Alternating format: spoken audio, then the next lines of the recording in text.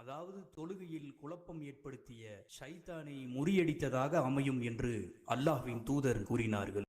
5 வேளை தொழுகையில் ஒருவருக்கு தாம் எத்தனை ரக்காத்துகள் தொழுதோம் என்று தொழுகையில் ஒரு அச்சம், ஒரு மறதி ஏற்பட்டால் அந்த அச்சத்தை கைவிட்டுவிட்டு உறுதியான ரக்காத்துகள் எத்தனை என்ற அடிப்படையிலே செயல்பட வேண்டும். உதாரணத்திற்கு நாம் இப்பொழுது 4 ரக்காத்துகள் தொழுது கொண்டிருக்கின்றோம். அதிலே 2வது ரக்காத்து நாம் முடித்து விட்டோம். அப்போது 3வது ரக்காத்திலே நமக்கு சந்தேகம் ஏற்படுகின்றது. இது 3ஆ அல்லது 4ஆ என்று ஒரு சந்தேகம் ஏற்பட்டால் உங்களுடைய மனம் என்ன எண்ணுகின்றது? திடீரென்று இது 4ஆக இருக்கும் என்று நாம் எண்ணிக்கொண்டிருக்கின்றோம் என்றால் அதை நீங்கள் 4ஆகவே எண்ணிவிட்டு அவ்வாறு உறுதியாக நீங்கள் அந்த தொழுகையை நிறைவு செய்த பொழுது அவர் அமர்ந்தவாறு அத்தைஹாத்து, அதை போல சலவாத்து இதையெல்லாம் முடித்துவிட்டு இறுதியாக சலாம் சொல்வதற்கு முன்பாக மறதிக்காக நீங்கள் 2 சஜிதாக்களை செய்யட்டும். அவ்வாறு சஜிதாக்களும் அதாவது தொழுகையில் குழப்பம் ஏற்படுத்திய ஷைத்தானை முறியடித்ததாக அமையும் என்று அல்லாஹ்வின் தூதர் கூறினார்கள்.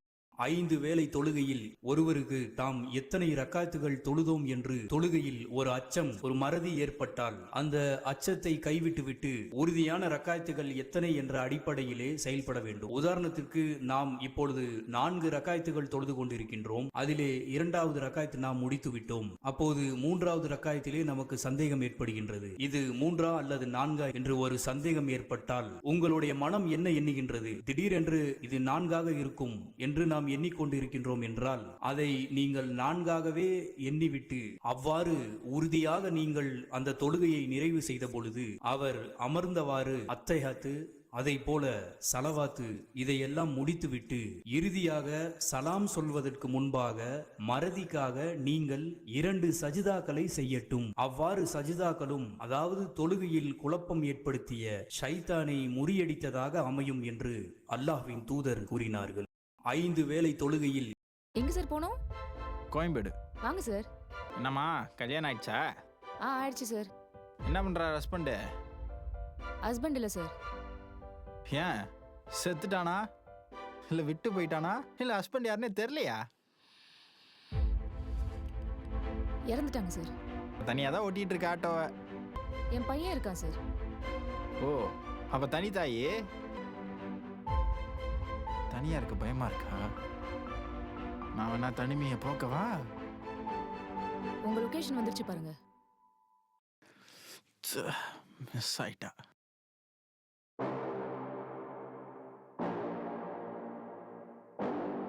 பேலன்ஸ் நீயே வச்சுக்கோ, நான் வேற விதமாக கழிச்சுக்கிறேன்.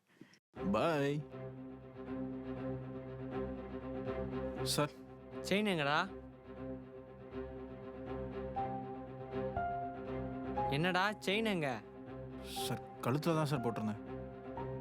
மிஸ் ஆகக்கூடாதுன்னு கழுத்தில் போட்டிருந்தேன் சார். ஆனால் மிஸ் ஆயிடுச்சு சார். என்ன விளாடுறியா? செயினை கொடுத்தா இப்படி தொலைச்சிட்டு வந்திருக்க. என் செயினெல்லாம் நீ கழுத்தில் போட்டதே தப்பு சார். மிஸ் ஆகக்கூடாது தான் சார் கழுத்தில் போட்டேன். ஆனால் எப்படி மிஸ் ஆச்சுன்னு தெரில சார். டேய், அது லூஸ் ஆகி எங்கன்னா விழுந்துருக்குண்டா. சார் நான் ஒரு ஆட்டோவில் வந்தேன் சார், அதில் தான் மிஸ் ஆயிருக்கும்னு நினைக்கிறேன் சார். என்ன நீ புதுசு புதுசா கதை சொல்லிட்டு இருக்க? நீ போலீஸ் ஸ்டேஷன் வா, அப்பதான் உனக்கு. இவங்க ஆட்டோவில் தான் சார் வந்தேன். குடம்பாக்கம் போவோம். 5 வேளை தொழுகையில் ஒருவருக்கு தாம் எத்தனை ரக்காத்துகள் தொழுதோம் என்று தொழுகையில் ஒரு அச்சம், ஒரு மறதி ஏற்பட்டால் அந்த அச்சத்தை கைவிட்டுவிட்டு உறுதியான ரக்காத்துகள் எத்தனை என்ற அடிப்படையிலே செயல்பட வேண்டும். உதாரணத்திற்கு நாம் இப்பொழுது 4 ரக்காத்துகள் தொழுது கொண்டிருக்கின்றோம். அதிலே 2வது ரக்காத்து நாம் முடித்து விட்டோம். அப்போது 3வது ரக்காத்திலே நமக்கு சந்தேகம் ஏற்படுகின்றது. இது 3ஆ அல்லது 4ஆ என்று ஒரு சந்தேகம் ஏற்பட்டால் உங்களுடைய மனம் என்ன எண்ணுகின்றது? திடீரென்று இது 4ஆக இருக்கும் என்று நாம் எண்ணிக்கொண்டிருக்கின்றோம் என்றால் அதை நீங்கள் 4 இப்பெல்லாம் முட்டி வலிக்குது, கை கால் வலிக்குதுன்னு நம்மலாம் சொல்றதை விட சின்ன சின்ன ஸ்கூல் யூனுஸ் நபி ஆனா என் மனசுல இருக்கிறத நான் பேசணும்.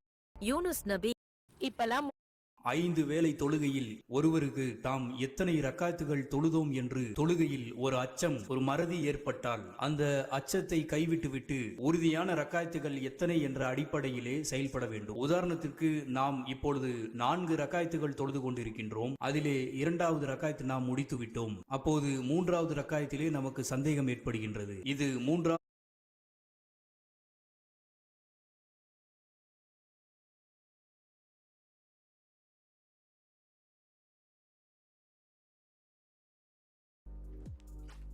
देखा मेरी क्वालिटी ऑफ स्लीप कितनी इम्प्रूव हो गई है।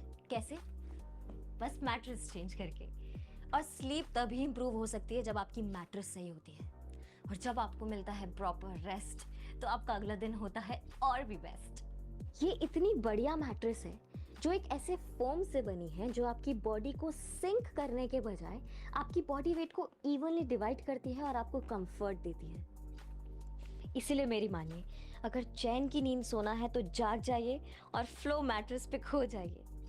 इसमें है 3D एयर फ्लो टेक्नोलॉजी जो आपकी बॉडी की एक्सेस हीट को सक कर लेता है और आपको देता है एकदम कूल और ड्रीमी स्लीप। इसीलिए मैं मेरे सभी दोस्तों को यानी आप सबको फ्लो मैट्रेस रिकमेंड करूंगी। इसे ट्राई करें और खरीदें। खरीदने के लिए नीचे दिए गए लिंक पर क्लिक करें और हाँ, मेरा कोड YUKTI युक्ति यूज करें और पाइए ऑन द स्पॉट 40% ऑफ।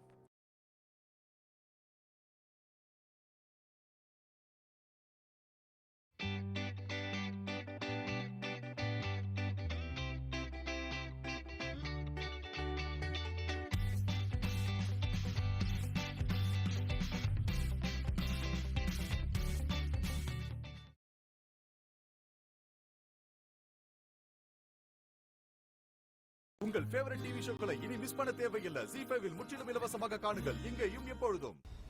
ஐயா, இவனை எத்தனை தடவை கேட்டாலும் குத்தத்தை ஒத்துக்க போறதில்ல. எந்த குற்றவாளி தான் செஞ்ச குத்தத்தை ஒத்துருக்கான்?